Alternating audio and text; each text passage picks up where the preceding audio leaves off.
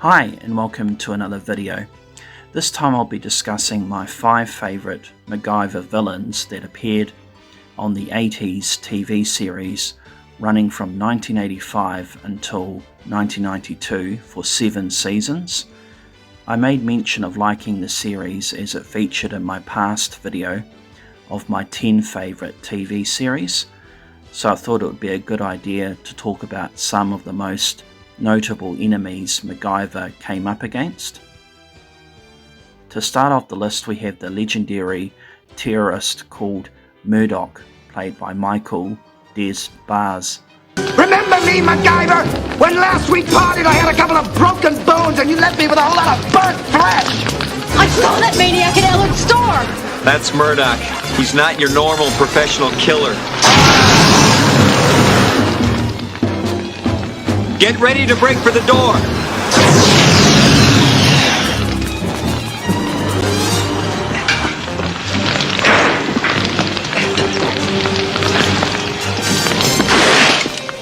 Where are you going? Look out!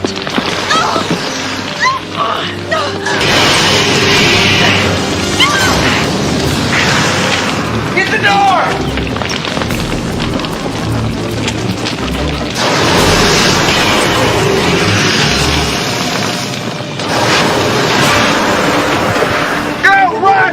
Into the jeep!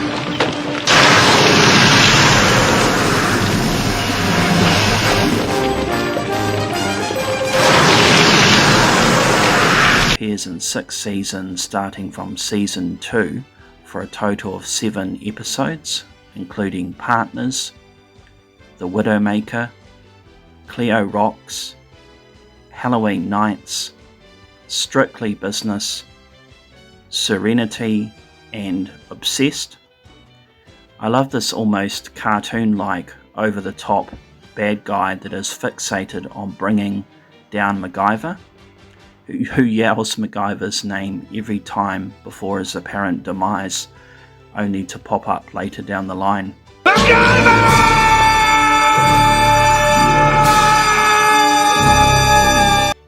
These things all help to make him memorable. Murdoch has so many cool things about him, that he was this deadly hitman, being heavily armed,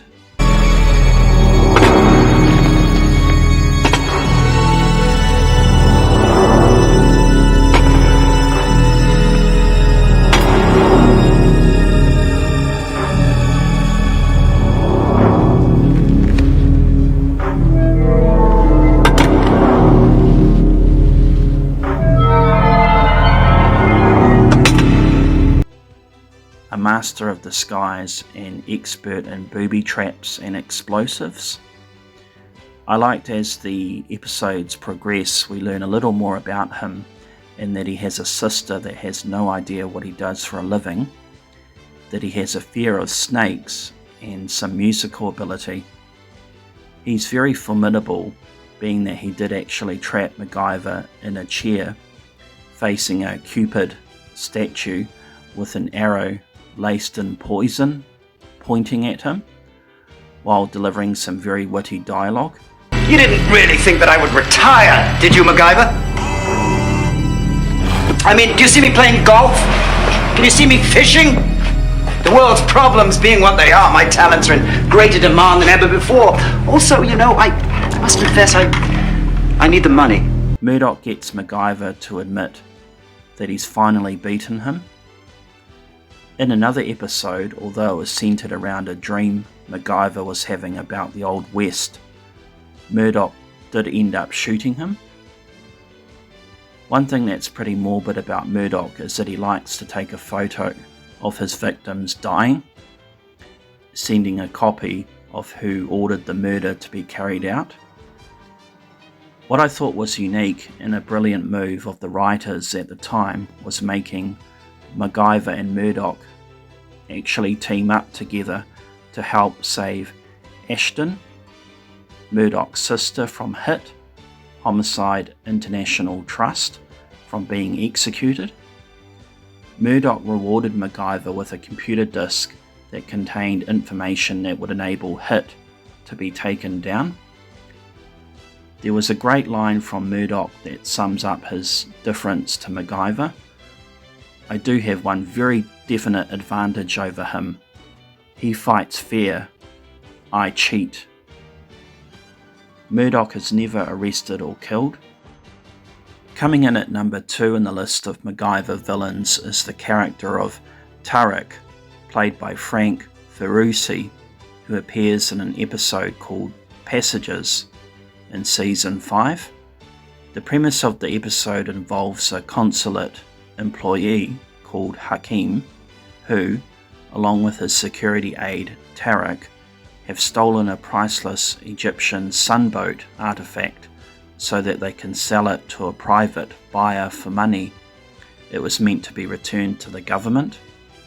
I chose Tarek because he very nearly succeeds in killing MacGyver. MacGyver spots Tarek stealing the artifact. A fight breaks out between them, with Tarek managing to throw MacGyver off a 3-story car park building, where he smashes onto the roof of a car below. MacGyver's taken to hospital and placed in intensive care. We are informed that MacGyver has fallen into a deep coma, and the doctor is quite worried that there may be damage to his brain, if he even recovers. This is one of the most serious scrapes MacGyver has gotten into. Tarek really tries to complete the job and make 100% sure that MacGyver never recovers, and identifies him and links Hakim. He sneakily injects a drug into MacGyver's IV line that would stop his heart. The medical staff uses paddles on MacGyver's heart to try and jumpstart it, and there are moments when he nearly flatlines, being seconds away from death. However, MacGyver makes it through by the skin of his teeth. He wakes up and makes a positive identification on Tarek. As it is inside theft, Hakim's office is searched and the sunboat found. The fate of Tarek and Hakim is that they are deported back to Egypt to face their justice system. Coming in at number 3 we have Deborah, played by Christian Alfonso, who appears in 2 episodes, The Negotiator and Unfinished Business in seasons 3 and 4. She is initially hired by a developer to deal with MacGyver, as MacGyver's study would stop a marina being built in the area that would cause environmental damage. I chose to include Deborah as she is very attractive and, compared to a man, would be able to get close to MacGyver. Deborah is a great villain as not only being very beautiful, but is very professional and thorough in what she does. She gets to know her victim very well by finding out all about them, including their personality, friends, interests and routines. This included breaking into and bugging MacGyver's home so she can find out anything else about him. What is unique about her, and as the title of The Negotiator implies, is that she doesn't just go straight into trying to kill MacGyver, but employs other options such as scaring him off the beach marina project, or using MacGyver's feelings for her to persuade him to drop the study, being that he has no idea of her true identity. For example, she finds out where MacGyver's friend and colleague Nikki lives and stabs a dog to death that Nikki was looking after, scaring her to try and find a soft spot for MacGyver and act as a warning. Another reason I liked her is that she has some knowledge of explosives and nearly ends up killing MacGyver by planting a bomb in his speedboat that explodes, causing him to be temporarily blinded, but it could have been permanent or even resulted in his death. She eventually meets her demise by falling from a cliff face, but not before trying to stab MacGyver. Although her life was at risk, she was still prepared to try and kill him. At number 4 in the list of MacGyver villains is the character of Larson, played by Michael McRae, who appears in an episode called The Challenge in Season 4. The reason I chose him is that this guy is presented as pure evil and a real piece of shit compared to some of the regular bad guys featured in the show. Larson is an outright racist who makes blanket statements about black people and tries to have a youth club shut down because he implies that it is just a haven that attracts gang members and drug addicts, even though it has a drug rehabilitation and work program, as well as giving kids a meal, a roof over their head, and something to do. Larson knows all about this, but he just doesn't care. He really shows his hatred for black people and contempt for human life when him and 2 of his goons have Booker, a manager of the Youth Challengers Club, abducted and tied up in an abandoned building where they have his throat cut. Booker was killed not only being that he was coloured, but also that he was a thorn in Larson's side and that he was an advocate for disenfranchised youth, had a good legal background, and was able to keep the club open by securing funds from the council.